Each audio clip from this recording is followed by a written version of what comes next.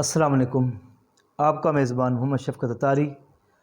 Programme آئیے قرآن پاک سیکھیں کے حوالے سے آج کی بات کا آغاز کرتے ہیں۔ اعوذ باللہ من الشیطان الرجیم، بسم اللہ الرحمن الرحیم۔ لاکھوں کروڑوں درود و سلام سرکار دو عالم صلی اللہ تعالیٰ علیہ وسلم کی ذات اقدس، ذات مبارکہ پر۔ اللہم صلی اللہ سیدنا مولانا محمد وعلی آل سیدنا و مولانا محمد بارک وسلم صلی علیہ صلاۃ و سلام علیک یا رسول اللہ وعلی آلک و صحابک یا حبیب اللہ۔ محترم ناظرین، آج ہم سبق نمبر 8 تنوین کا آغاز کریں گے۔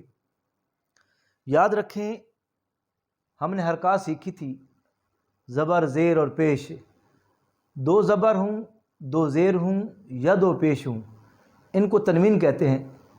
وہ لفظ جس کے اوپر تنوین ہوتا ہے اس کو منون کہتے ہیں۔ تو یاد رکھیں کہ تنوین جو ہے دو زبر، دو زیر اور دو پیش کے ساتھ مل کر، جیسے الف دو زبر ان، الف دو زیر ان، الف دو پیش ان، تو جب ان کا زبر آ جاتا ہے تو ان ان ان بن جاتا ہے۔ اسی طریقے سے زبر کی تنوین کے بعد کہیں الف اور کہیں یہ بھی لکھا جاتا ہے، ہجے کرتے وقت اس کا نام نہ لیں۔ تو اسی وجہ سے جیسے تا دو زبر تن ہونا تو ایسے چاہیے تھا، تا دو زبر تن، لیکن اس کے ساتھ الف لگا دی ہے۔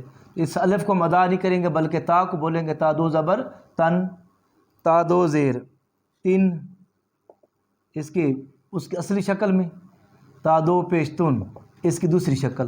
یہ تینوں کی الگ شکل ہے لیکن اس کو تنوین ہی بولیں گے۔ تو آ دو زبر تن، تو الف تا ڈال کے دو زبر، تو آ دو زبر تن، تو آ دو زیر تن، تو آ دو پیش تن۔ زوا، اسی طرح زا دو زبر زن، اس کے اوپر الف ہے، زا دو زیر زن، زا دو پیش زن۔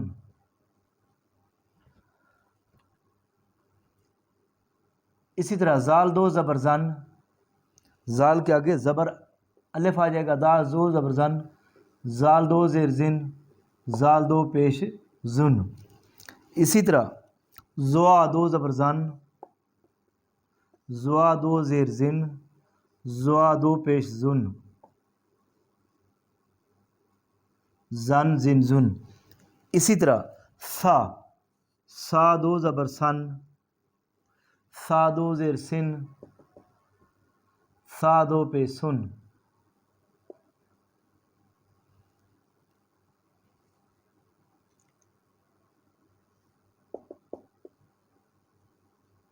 سا دو پیش سن۔ سین دو زبر سن، سین دو زیر سن، سین دو پیش سن، سن سن سن۔ اس طرح صاد دو زبر سن،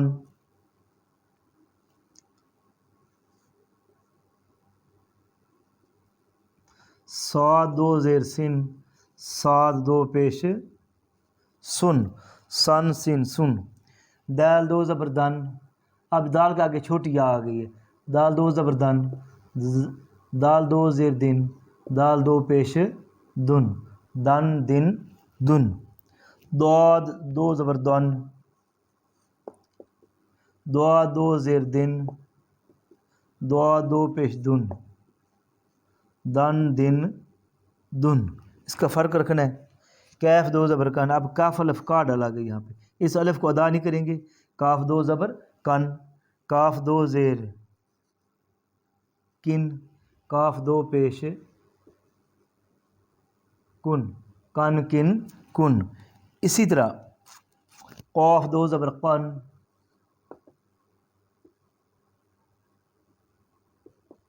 قاف دو زیر کن، قاف دو پیش کن،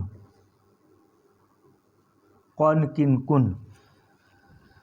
ہا دو زبر ہن،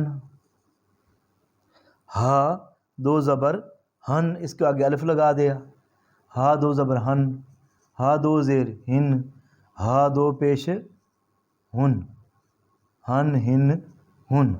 اس طرح ہا دو زبر ہن، ہا اس کے ساتھ الف لگا دیں گے، ہا دو زبر ہن، ہا دو زیر ہن، ہا دو پیش ہن، ہن ہن ہن.